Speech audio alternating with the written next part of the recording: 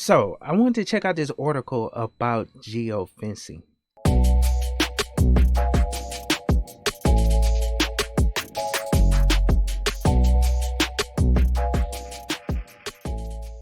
What's up, guys? It's Josh back with another video, and I have another cybersecurity article that I wanted to cover on the channel. And this has to do with geofencing and what the FBI did in order to perform a dragnet in order to gather all the people that were at the January 6th Capitol riots. And with this article, when I read it and cover it, I'm kind of in the middle. I just want to cover it because to me it's more of a privacy concern, because I work in the IT field. I also am an advocate for privacy, or maintaining your privacy, which falls under kind of like the Fourth Amendment and all that stuff. And so that's what made me want to cover it. So don't come at me crazy in the chat or whatever, because I will delete your comments, because I don't I don't want to have no political argument about who was right or wrong in this situation. I'm only looking at the situation itself and what the government is doing in order to find all these people, and whether it's right or wrong to use technology like this. So let's go down and hop over to the article right fast so I could cover what's going on. Before we move forward, I wanted to ask the Keep It Techie fan to consider joining my channel membership. By joining the membership, you can support the channel, get access to member-only videos, tech mentorship, early technical course access, and exclusive Linux content. Thanks, and back to the video. All right, cool. So this is on wired.com. So if you guys have an account, just go on and log in there, because their articles are behind a paywall. And so I'll have the link to the articles down in the description of the video, but just note that you have to pay to look at these articles. Now, basically what this article says, it's a peek inside the FBI's unprecedented January 6th geofence dragnets. And it says Google provided investigators with location data for more than 5,000 devices as part of the federal investigation into the attack on the Capitol. So let's get to it. Now, it says the FBI's biggest ever investigation included the biggest ever haul of phones from controversial geofencing warrants. And if you guys don't know what geofencing, let's go on and cover it. It essentially is a way for law enforcement to submit warrants to whatever company, and in this case Google, in order to get location data. And that's one thing that they're starting to do now. They're starting to use location data to see if you were in the area of a crime, and if law enforcement requests it via a warrant, then they can get that information from a lot of these big tech companies. And we all know, I've done videos on how Google actually tracks your location, down to the T. It uses a whole bunch of different technologies, like GPS, your Wi-Fi, even Bluetooth signals, can kind of tell where your phone is within like a few hundred yards or so.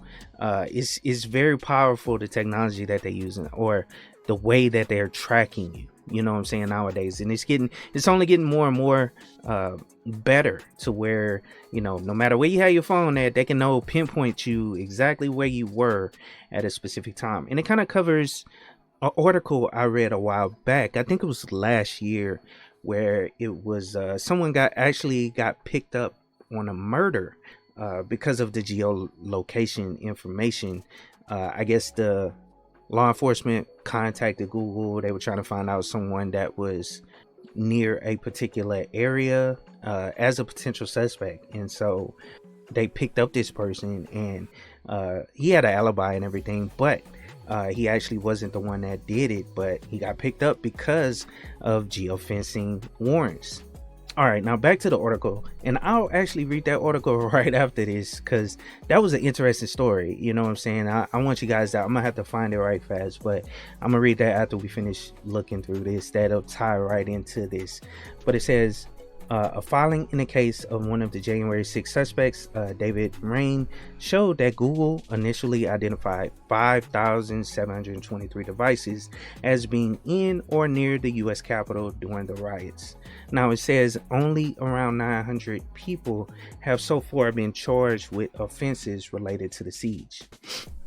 Now, it says the filing suggests that dozens of phones that were in airplane mode, which is crazy right there, that they can even see that, you know what I'm saying, during a riot, or otherwise out of cell service, were caught up in the trial. Nor could users erase their digital, trail later. It says, in fact, because and just to show you guys this, like, you know how when you take a picture on your phone, and maybe like 2 or 3 minutes, depending on how big it is. Now, if you took a long video, depending on how big it is, and if you have the settings set on your phone to where you need to be on Wi-Fi, where it backs it up to the cloud, well, that's exactly what happens, you know what I'm saying, with your location data. As things happen, it's backed up to the cloud, it's backed up to Google server. So it's no way to backtrack and get rid of that stuff. At the end of the day, it's logged somewhere. But anyway, I just wanted to say that. Now it says, in fact, 37 people who attempted to delete their location data following the attacks were singled out by the FBI for greater scrutiny. So even if you went through and tried to delete your data, that made them look into you more. So that's crazy. Now, the whole purpose of me reading this article, I wanted to cover kind of what the geofencing is. And this kind of explains it a little more. It says geofencing search warrants are intended to locate anyone in a given area under digital services. Because Google's location history system is both powerful and widely used, the company is served about 10,000 geofence warrants in the US each year. And there we go. That's what I said earlier. Location history leverages GPS, Wi-Fi, and Bluetooth signals to pinpoint a phone within a few that's crazy, a few yards, you know what I'm saying. Although the final location is still subject to some uncertainty, it is usually much more precise than triangulation signals from cell towers. So yeah, it definitely is. And it also reminds me of another story, and I'll cover that one a little bit later, of something I seen on Netflix I thought was super cool, and the guy got away with it, or not got away with it, he got arrested, but he was able to sue the government because they used some illegal hardware in order to figure out where he was based on his Wi-Fi signal or something to that effect. But it says location history is turned off by default, but around a third of Google users switch it on, enabling services like real-time traffic predictions. Yeah, and that's one thing about it. When you turn off location data, they obviously make it, it's not that it makes it difficult, but it is difficult to use certain services that can help you, like GPS. If you're if you use Google Maps, you have to turn on Google the location services. That way it can pinpoint where you are, and it can tell you about traffic and all that stuff coming up. It's very beneficial, you know what I'm saying. It tells you your speed, it tracks everything. You can use that stuff in court, you know what I'm saying. Let's say you get pulled over for a speeding ticket, it does track it down to the speed that you're going in a lot of cases. So you can obviously try to get that data and show how fast you were going. It probably help you in court. But yeah, it makes it so services aren't available if you don't turn on location services. So you sacrifice the convenience of a lot of these apps if you don't turn on location services. Now it says the geofence warrant served on Google shortly after the riot remained sealed, but lawyers for Ryan, a Washington man accused of various federal crimes on January 6, recently filed a motion to suppress the geofence evidence. So that's what he's trying to do in order to get out of whatever situation he's in. It says the motion, which details the warrant process and scale, was first reported by journalist Marcy Wheeler on her blog at Empty Will. Now it says, in a statement, Google spokesperson defended the company's handling of geofencing warrants. We have rigorous process for geofence warrants that is designed to protect the privacy of our users while supporting the important work of law enforcement, the company said. When Google received legal demands, we examine them closely for legal validity and constitutional concerns, including overbreadth, consistent with developing case law. If a request asks for too much information, we work to narrow it down. We routinely push back on overbroad domains, including overbroad geofencing domains, and in some cases, we object to producing any information at all. Yeah, and that was one thing about that story I told you guys about, where the guy got arrested for murder. Actually, Google notified him. That was one cool thing about that story. Google actually notified them of the requests that they were getting from law enforcement. They basically said, we need you to go down to the courthouse, and take care of this. Otherwise, we're going to release all your information to law enforcement, basically. So they did take some steps, to try to at least notify the person that, that they were looking into them. Now, if this guy was a bad guy, then he could have used that, against him to try to take off and run. But still, they at least, did something for the user before they did that. But I think they gave him a timeline in order to go take care of it. But it says Google requires a 3-step process for geofence warrants to narrow their scope to only those most likely to be guilty of a crime. In the first and broadest step, the FBI asked Google to identify all areas in a 4-acre area. Yeah, obviously that's what the government is going to do. They're going to ask for everything. They want to see as much as they can, So that's one good thing, Google tries to narrow it down. You got to give credit when credit is due, They at least try to, protect users that are most likely not involved, especially if you're far away from the Capitol during the incident. But it says, including the Capitol and its immediate surroundings between 2 p.m. and 6 p.m. on January 6th. Google initially found 5,653 active devices that were or could have been within the geofence at the time. When Google added in data from devices that only connected to its servers later that day or the next, the numbers increased to 5,700. So 100 phones were somehow turned off or on, airplane mode at the time. So now it says location history works in airplane mode because phones can continue to receive GPS satellite signals. So for all you guys that think location services don't work when it's on airplane mode, you're sadly mistaken, because it does. It still receives that GPS satellite signal. Now it says, in the second step, the FBI asked Google for a list of devices that were present at the Capitol from 12 p.m. to 12:15 p.m. On January 6th, and from 9 p.m. to 9:15 p.m. As there were no rioters in the Capitol during that time. And basically what they're doing is eliminating, phones. Essentially, you obviously have, people that work at the Capitol. It could have been janitors around or something, security, all that. Everybody's phones are there, on. They probably had it on, and it probably would have been under that geofence, so they're trying to eliminate people that were supposed to be there versus, the people that, so it says over 200 such phones were excluded from the initial list.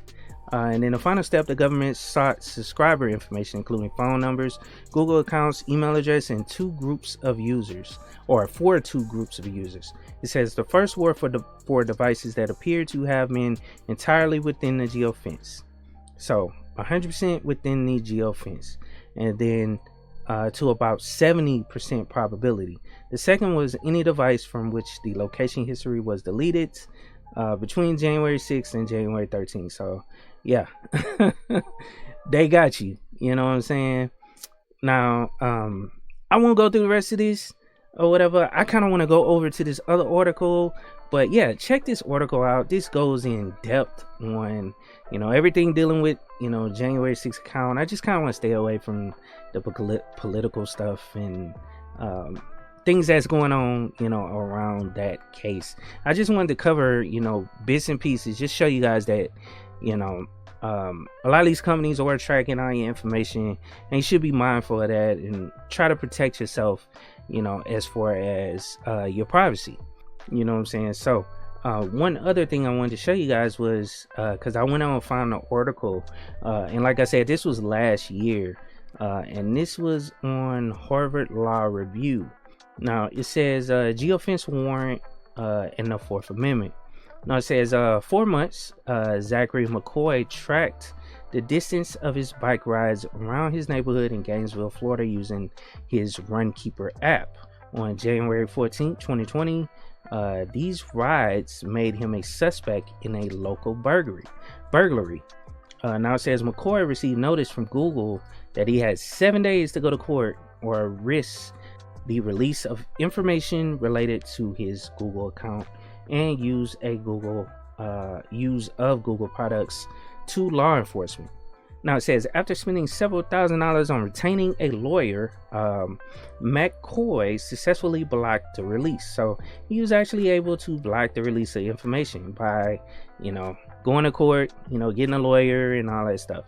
But it says few are fortunate as McCoy, who at least was informed and had the opportunity to block the request in court. Oh, and I'm sorry, it was another person. I tell you, I read this article like almost a year ago. When was this released? Yeah, last year, May. So I was a little messed up on the details, but George Molina, for example, was wrongly arrested for murder and was told only when interrogated that his phone, without a doubt, placed him at the crime scene. Despite Molina having an alibi confirmed by multiple witnesses and the fact that the same location data impossibly placed him in multiple locations at the same time on numerous occasions, the police arrested him, locked him in jail for 6 days, and informed dozens of media outlets that he was the suspect in a highly publicized murder case. And this was all done via geo fence, location or warrants and all that stuff. So it says, as a result, Molina dropped out of school, lost his job and core and reputation. And so essentially what I'm saying is a lot of this technology could be a gift and a curse, at the end of the day.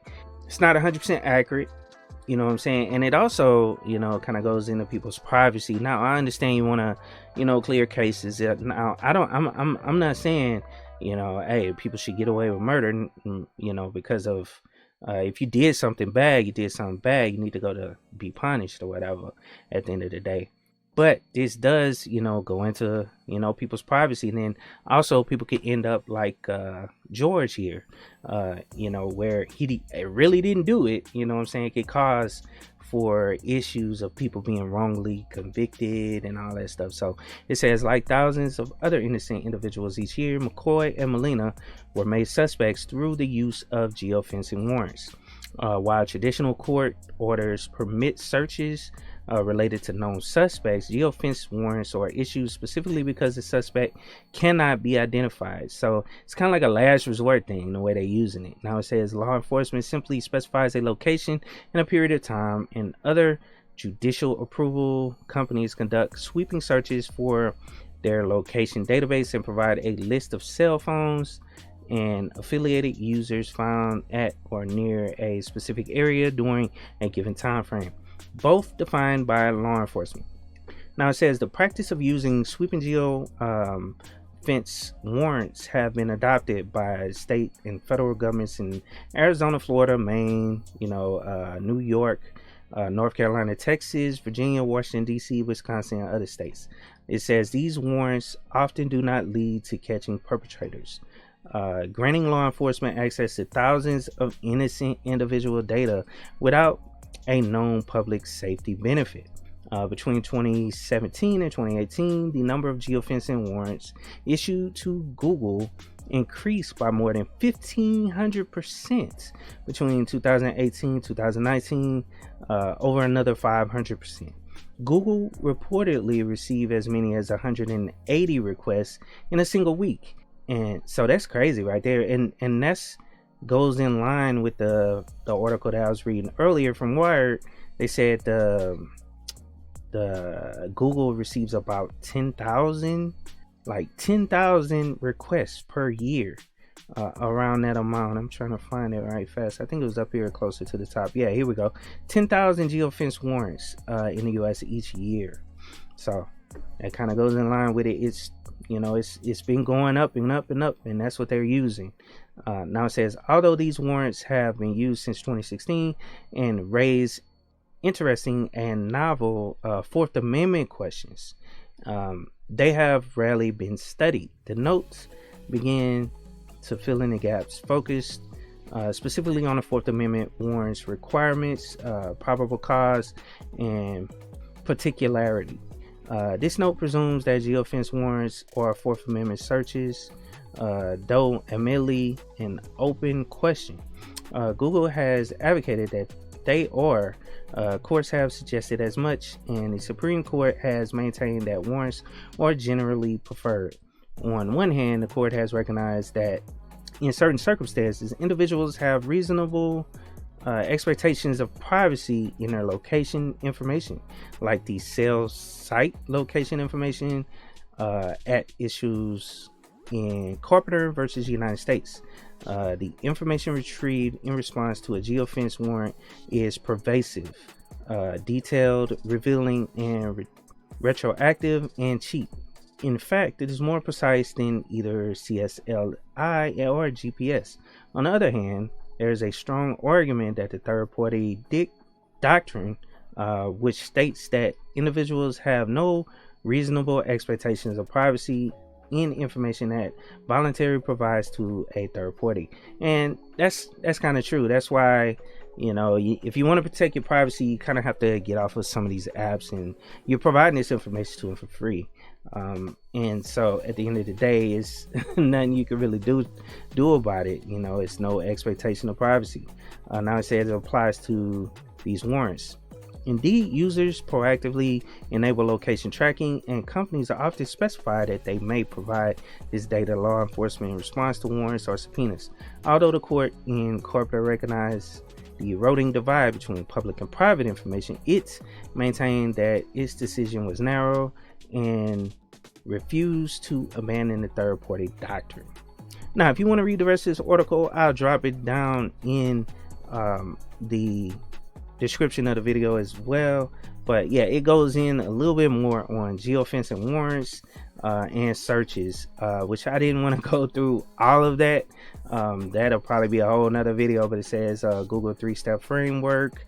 That's the same framework that they talked about in the other article. It covers pretty much in detail everything dealing with geofencing. So definitely check out this article.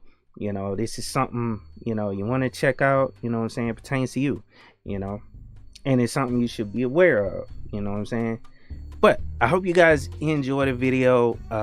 This was some interesting information, on geofencing. I want you guys to, read a little more about it, check it out for yourself.